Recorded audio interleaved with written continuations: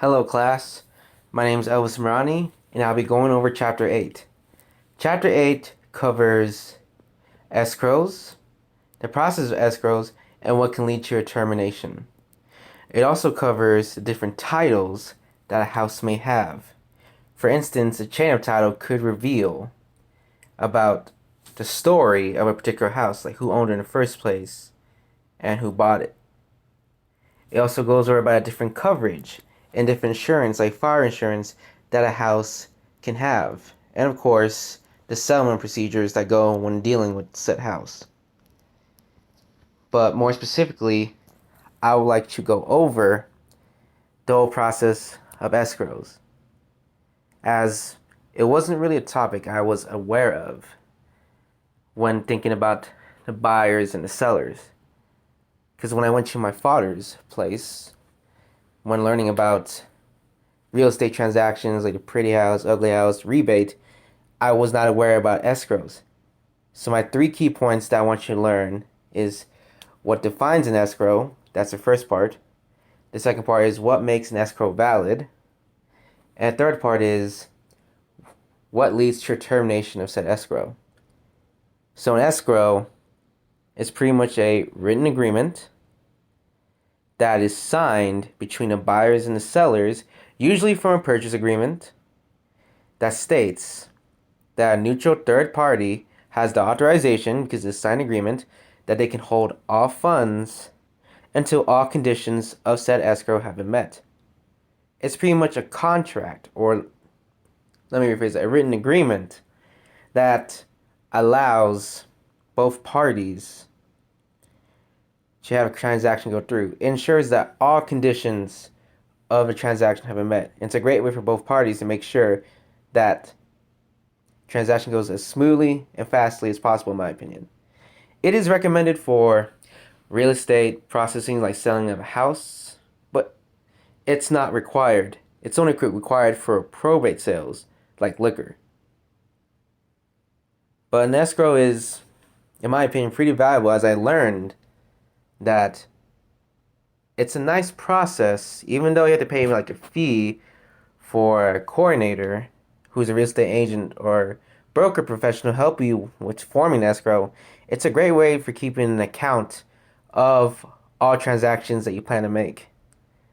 It's a great way to keep track of what you plan to do with the buyer or seller, either way. So the next point, besides defining escrow, is how's an escrow valid in the first place? Well, besides signing and having a written agreement between the buyer and the seller, there are 3 key points. The first point is that the escrow must have explicitly or clearly signed written instructions that lays out all the conditions for escrow to take effect. So the first step is that it must have all instructions written out for the escrow. All instructions, all conditions. The second step is that you must have an agent or a dual agent that represents both the seller and the buyer in the transaction, and must be a neutral third party. Now, this escrow holder could be a corporation, an attorney, or even a broker itself who acts like an agent in a transaction. And it ties into your third, as long as they have the ability or confidentiality, I believe, of holding these said funds until a transaction go place, as long as they have that they explicitly agreed that they'll hold until all conditions are met, the escrow is valid. As long as you have the instructions, the representative, the agent, and the funds held until all conditions are met, that's what makes the escrow valid. Now, the escrow also has a approximate end date.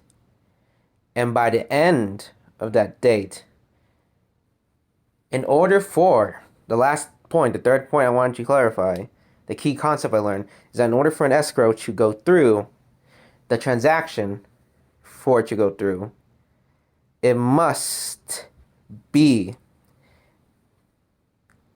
able for both parties, they must be able to show that they have met all conditions, and all conditions have been met that were written in said agreement.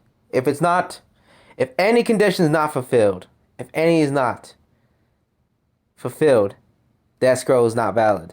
The agreement is not valid. That transaction should not have gone through. If all conditions are met, then it will go through.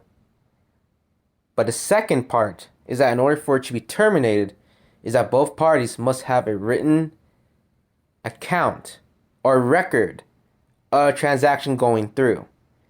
If neither or even one party, say like the buyer gets it but the seller doesn't, if one of them doesn't get a record of that transaction in the first place, or towards the end, when transaction went through, they have no record, then the escrow is not valid, which means that the agreement's off.